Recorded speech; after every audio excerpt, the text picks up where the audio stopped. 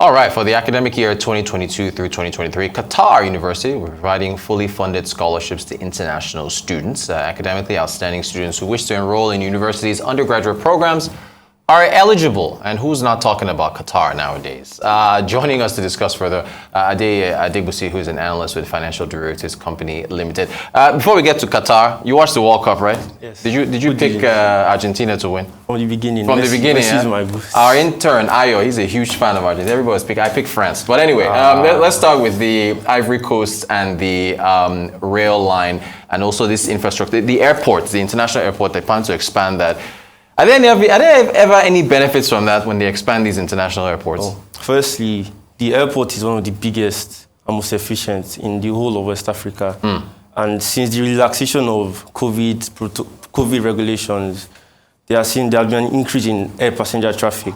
So now, with the planned extension, they plan on increasing the passenger traffic from about 2 million a year to 5 million by the end of completion in 2026.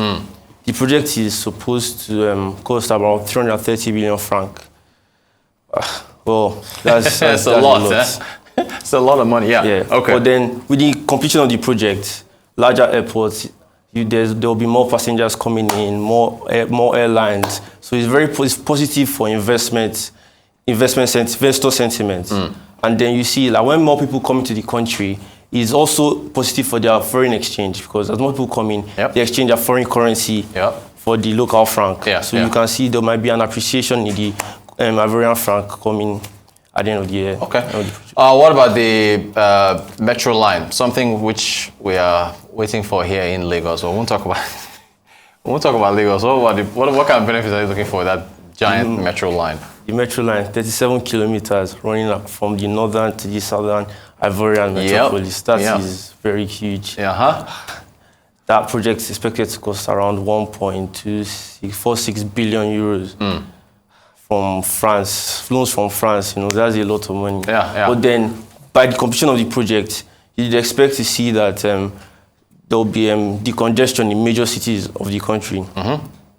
Then there will be less traffic.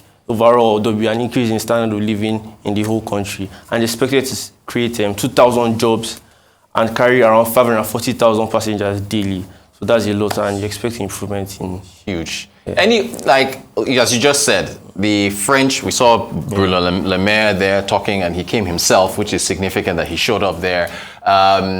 They're extending money, loans, credit grants. We've talked a lot about debt in Africa. I don't know if we need to spend too much time on this. Any worries that, debt issues, you may not be able to pay back the money, 1.3 billion euros for this and so on and so forth.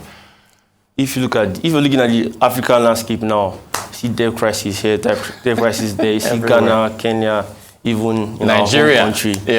So financing these debts might be a huge problem, because you can see recently they suspended palm oil exports due to scarcity, and with volatile cocoa prices, it's going to affect government revenue, and financing these debts in future would be a problem. So at the bottom of the screen there, completion dates they are projecting or estimating 2025. We're about to go into 2023, so they got just 2 years to get that done. Do you think African projects on the African continent, you think they can get that completed? Firstly, you need to know that this project has been commissioned since 2019, so it has already been delayed. And by a couple of years.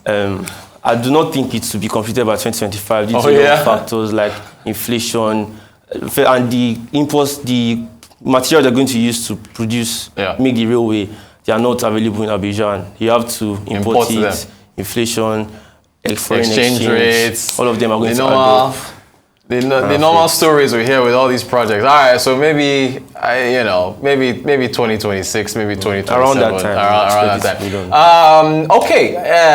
Qatar, right? So I don't want to talk too much about the world. Let's leave the World Cup out of this. Scholarships I don't know much about the education. Is Qatar an attractive place to go and learn and get? I feel the spotlight has been on Qatar for a really long time.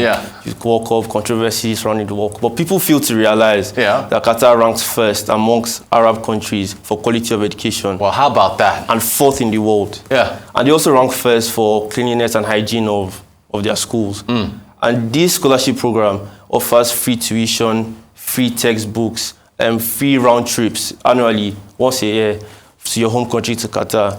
They also do free housing. Yeah. And just to qualify, you need a high school diploma. Yeah. You need to average around 95% in your high school, which is a lot. That is pretty high. So it looks like they are looking, I don't know, looking for skilled labor. They want to using all these things to attract students into their schools. Is that pretty much what's behind this? Oh yes, I mean, looking at the way Qatar's quality of education it seems like a good alternative for people, Nigerians, Africans, to study abroad, good quality, and Qatar is developing huge infrastructure projects going on. They need skilled individuals, and with the amount of talent and skill we have in Africa, they are trying to attract us to help build their own economy. Which, might tie into the whole jackpot thing. If you school, so Canada's trying to attract Europe, where else? Everywhere else. You talked a lot. You just talked about, and we've rehashed this topic of everybody's talking about it after the World Cup. Oil money was behind them being able to build up their infrastructure to get where they are. Any lessons for Nigeria, since we're all in the same basket of oil-producing nations? We've spoken about this oil money going here. Ad nauseum.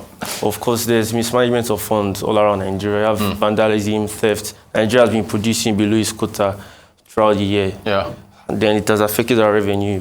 But then, I mean, with proper management, proper governance, I feel and I hope Nigeria will go in the right direction. Yeah. Especially coming with the crude oil prices increased this year. But then Nigeria, we haven't been producing as much. Not at all. So it has really affected our revenue, and I hope in the next... You think Qatar planned this? You think they plan to announce this scholarship right after the World Cup? Completed the academic year. Everybody is on Qatar, Qatar, yes. See, that's what happens when you host a fantastic tournament. Adeiye Adegbusi, analyst with Financial Derivatives Company Limited. Thank you so much for joining us. Appreciate your time. Thank you.